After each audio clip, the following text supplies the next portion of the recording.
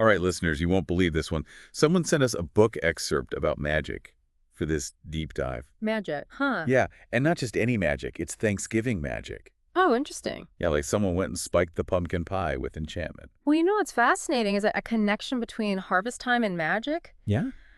That's not just something made up for this book. Yeah. It pops up in tons of different cultures all through history. Okay, so let's dive into specifics then. Sure.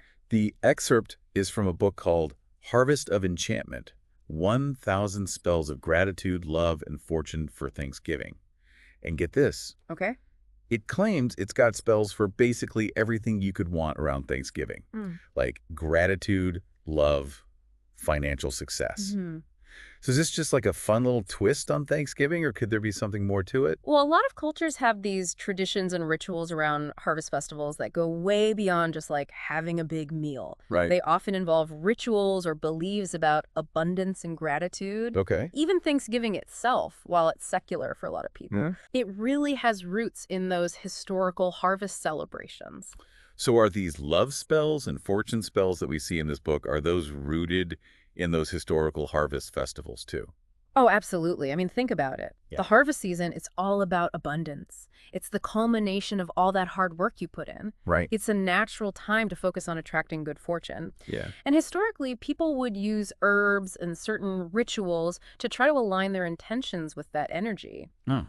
For example, in ancient Rome, they had this festival of Ceres, Oh, yeah. involved offerings of grain prayers for a big harvest. Wow. Mirroring those themes of abundance we see in this Thanksgiving spell book. Okay. And love well with the harvest done. And, people could turn their attention to other matters of the heart. It's so interesting how those themes still resonate with people today. Yeah. And speaking of resonating, the book mentions moon phase rituals. Okay.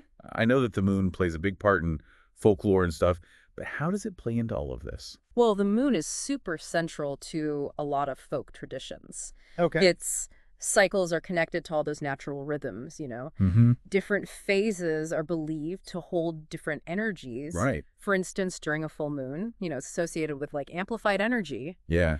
This book suggests a ritual for attracting love. Mhm. It involves using rose quartz and specific Oh, incantations to try and harness that full moon power. Okay, so it's not just random. There's a whole system behind it. Right. And what about these crystal enchantments that the book talks about?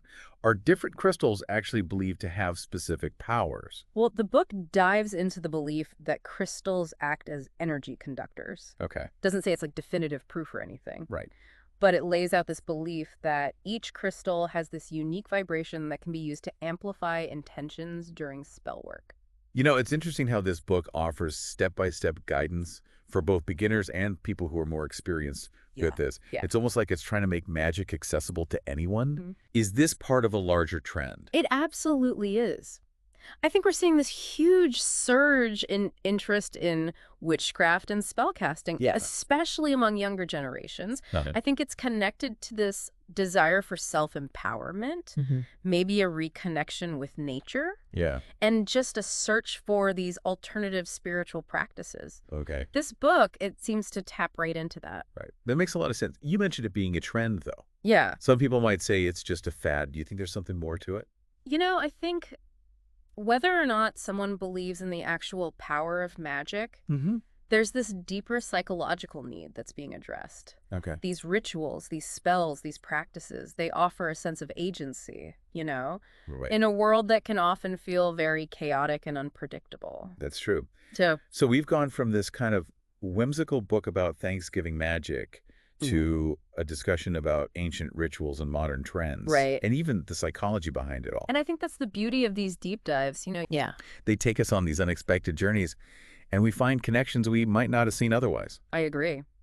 So what about you listening in? Does the idea of incorporating a little Thanksgiving magic into your celebration, does that intrigue you at all? Mm-hmm. Is it just like a fun way to mark the holiday, or do you see something deeper in it? I think even if you don't totally subscribe to the idea of magic, Okay. just exploring these traditions and the symbolism behind them can be really enriching. Yeah. It encourages us to think about the role of ritual in our own lives and how we connect with gratitude and wonder.